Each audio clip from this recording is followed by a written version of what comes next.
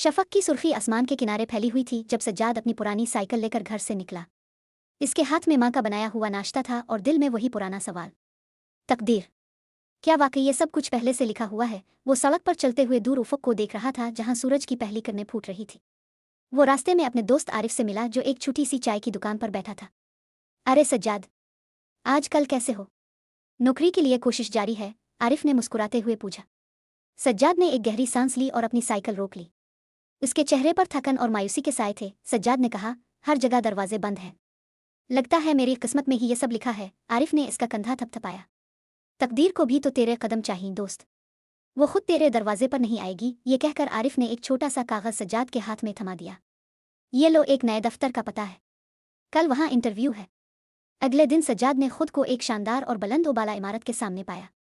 अंदर जाने से पहले इसने एक लम्हे के लिए कदम रोके आसमान की तरफ देखा और दिल ही दिल में दुआ की, खुदा करे आज कुछ अच्छा हो। इसकी हिम्मत और खौफ के दरमियान एक जंग जारी थी। इंटरव्यू कमरे में एक दरमियानी उम्र की पुरवकार खातून ताहिरा बैठी थी। उन्होंने सज्जाद की डिग्री देखी, इसके तजर्बे पर नज़र डाली, फिर अचानक अपनी ऐनक उतार कर उसकी आंखों में देखा। उन्होंने पूछा, तुम्हारे ख्याल में तकदीर क्या है? सज्जाद को लगा जैसे कोई उसके दिल की गहराइयों में छुपे सवाल को पढ़ रहा हो। सज्जाद ने संभल कर जवाब दिया, तकदीर, मेरी नाकिस राय में तकदीर वो तख्ती नहीं जिस पर सब कुछ लिखा जा चुका हो, बल्कि ये एक कैनवस है जिस पर हम अपने इंतखाबों से रंग भरते हैं।